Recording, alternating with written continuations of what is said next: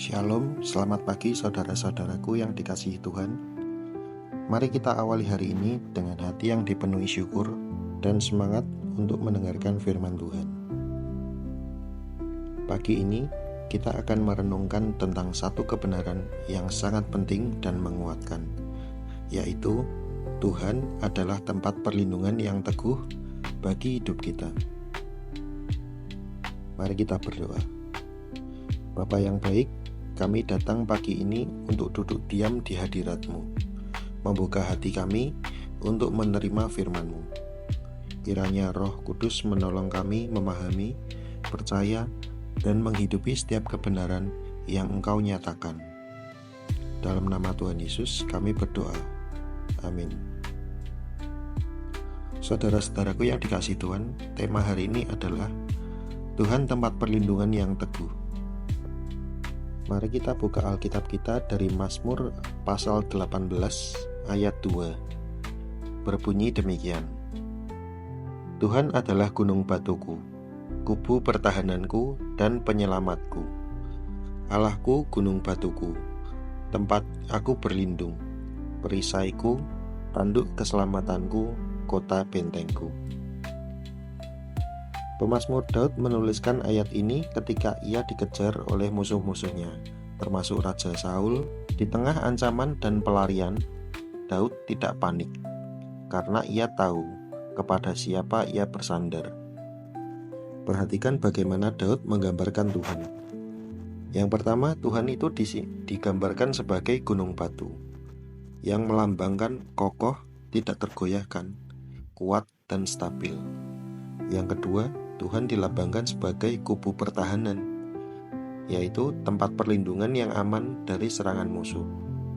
Yang ketiga, Tuhan digambarkan sebagai penyelamat dan perisai. Tuhan yang bukan hanya melindungi, tetapi juga aktif menyelamatkan. Yang keempat, tanduk keselamatan dan kota benteng, yaitu melambangkan simbol kekuatan dan otoritas ilahi yang memberi kemenangan. Ayat ini adalah deklarasi iman bahwa Tuhan bukan hanya tempat bersembunyi, tapi tempat yang memberi kekuatan untuk bangkit dan menang. Ketika hidup terasa seperti medan perang, Tuhan adalah benteng yang tak tertembus. Bayangkan seorang anak kecil yang sedang bermain di taman, lalu tiba-tiba datang hujan lebat dan angin kencang. Anak itu berlari ketakutan, tetapi ia tahu ada sebuah gubuk kecil yang biasa ia lihat bersama ayahnya.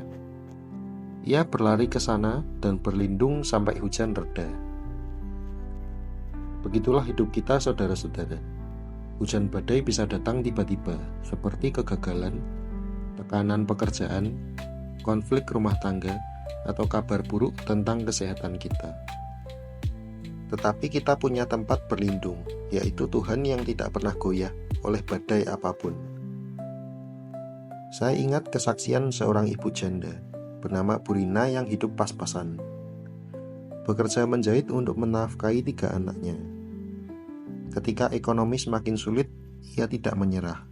Ia berkata, "Saya tidak punya siapa-siapa, tetapi saya punya Tuhan dan itu cukup." Dan benar saja, pertolongan Tuhan datang melalui orang-orang yang tak ia duga. Ia selamat dari kehancuran bukan karena kuatnya dia, tetapi karena Tuhan adalah tempat perlindungannya. Mari kita lihat bagaimana firman ini dihidupi secara nyata. Pak Doni, seorang kepala keluarga, kehilangan pekerjaan secara mendadak. 3 anaknya sekolah dan kebutuhan terus berjalan. Awalnya ia panik, namun ia memilih untuk duduk diam di pagi hari, membaca Mazmur 18 ayat 2 setiap hari dan berdoa, "Tuhan, Engkaulah perlindunganku."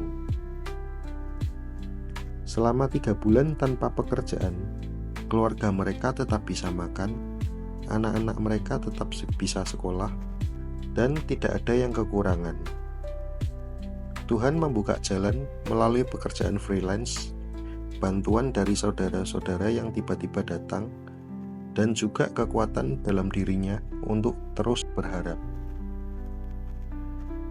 Pak Doni berkata, "Jika bukan karena Tuhan, saya sudah menyerah.